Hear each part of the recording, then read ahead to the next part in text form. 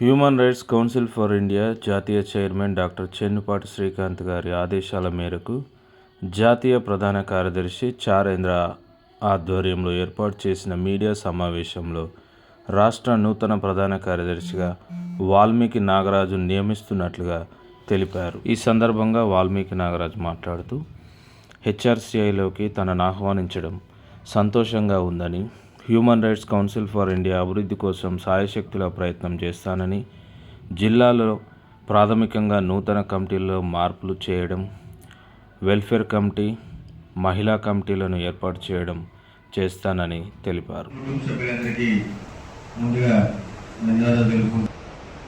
Chairman Srikanth గారికి, national general secretary చారేంద్ర గారికి, జిల్లా కార్యవర్గ సభ్యులకు అందరికీ ముందుగా ధన్యవాదాలు తెలుపుకుంటున్నాను.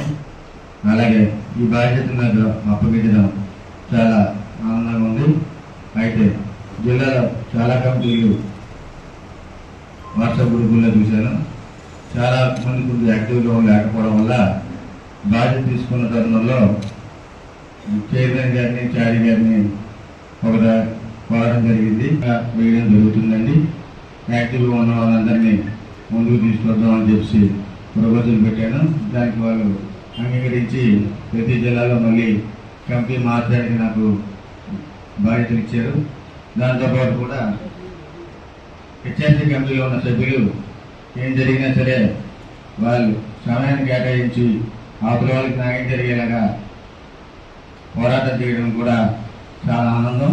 వారికి సేఫ్టీ కల్పించేలాగా వెల్ఫేర్ కూడా స్టార్ట్ చేస్తామని చెప్పేసి వారు కోరడం జరిగింది. మహిళలకు కూడా చెప్పుకోలేని బాధలు ఎన్నో ఉంటాయి కాబట్టి, మహిళలు మాట్లాడుకోవాల్సిన కొన్ని సందర్భాలు ఉంటాయి కాబట్టి ఉమెన్స్ కమిటీని కూడా ఇందులో ఏర్పాటు చేస్తే వారు తగ్గ పోరాటం చేస్తే మన వెనక నుండి సపోర్ట్ చేయొచ్చని కూడా చెప్పాం. దానికి అంగీకరించారు.